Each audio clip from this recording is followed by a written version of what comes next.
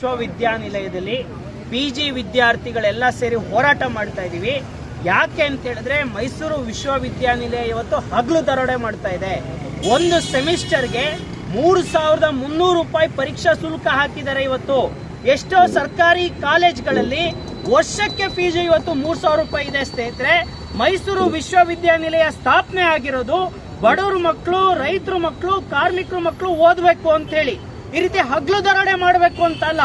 ಇವತ್ತು ಕುಲಪತಿಗಳಾಗ್ಲಿ, ರಿಜಿಸ್ಟರ್ ಆಗ್ಲಿ ಇಲ್ಲಿ ಎಜುಕೇಶನ್ ಕೊಡಕ್ ಬಂದಿಲ್ಲ ಅಂತ ನನಗನ್ಸುತ್ತೆ. ಬರೀ ಎಲ್ಲ ನೋಡಿ, ನಾವು ಪ್ರತಿ 2 ತಿಂಗಳು, 3 ತಿಂಗಳು, 1 ತಿಂಗಳಿಗೊಮ್ಮೆ ಇಲ್ಲಿ ಬಂದು ಹೋರಾಟ ಮಾಡ್ತಾ ಇದೀವಿ. ನೀವೇ ಮೀಡಿಯಾದವರು ಅಬ್ಸರ್ವ್ ಮಾಡಿದೀರಾ. ಎಲ್ಲಾ ಸರಿ ಪರೀಕ್ಷಾ ಶುಲ್ಕ, ಮಾಮೂಲಿ ಶುಲ್ಕ 10% ಜಾಸ್ತಿ ಮಾಡ್ತಾ ಇದ್ದಾರೆ. ಯಾರು ಅಧಿಕಾರ ಕೊಟ್ಟರು ಇವ್ರು ಜಾಸ್ತಿ ಮಾಡೋದಕ್ಕೆ? ಮುಖ್ಯಮಂತ್ರಿಗಳು, ಜಿಲ್ಲಾ ಉಸ್ತುವಾರಿಗಳು ಕಣ್ಮುಚ್ಕೊಂಡು ಕೂತ್ಕೊಂಡಿದ್ದಾರೆ ಅಂತ ಅನ್ಸುತ್ತೆ. ಇಲ್ಲಿ ಹಗಲು ದರೋಡೆ ಆಗ್ಲಿ ಅಂತ ಹೇಳಿ ನಮಗನ್ಸುತ್ತೆ. ಮೈಸೂರು ವಿಶ್ವವಿದ್ಯಾನಿಲಯಕ್ಕೆ ಒಂದು ಇತಿಹಾಸ ಇದೆ. ಅದು ಸ್ಥಾಪನೆ ಆಗಿರೋದು ಬಡವ್ರ ಮಕ್ಕಳು, ರೈತರ ಮಕ್ಕಳು, ಕಾರ್ಮಿಕರ ಮಕ್ಕಳು ಓದ್ಬೇಕು ಅಂತ ಹೊರತು ಈ ತರ ಸುಲಿಗೆ ಮಾಡಬೇಕು ಅಂತಲ್ಲ. ಹಾಗಾಗಿ ಈ ಕೂಡಲೇ ನಾವು ಎಚ್ಚರಿಕೆ ಕೊಡಕ್ ಇಷ್ಟಪಡ್ತೀವಿ. ಏನು 10% ಶುಲ್ಕ ಇದೆ, ಈ ಕೂಡಲೇ ಕಡಿಮೆ ಮಾಡಬೇಕು.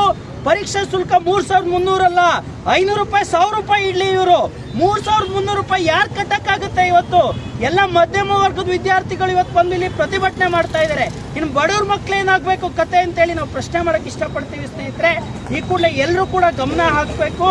ಕುಲಪತಿಗಳು 10% ಇಳಿಸಬೇಕು ಅಂತೇಳಿ AIDSO ವಿದ್ಯಾರ್ಥಿ ಸಂಘಟನೆಯಿಂದ ನಾವು ಆಗ್ರಹಿಸ್ತಾ ಇದ್ದೀವಿ. ಸುಭಾಷ್ ಅಂತೇಳಿ AIDSO ವಿದ್ಯಾರ್ಥಿ ಸಂಘಟನೆ ರಾಜ್ಯ ಖಜಾಂಚಿ.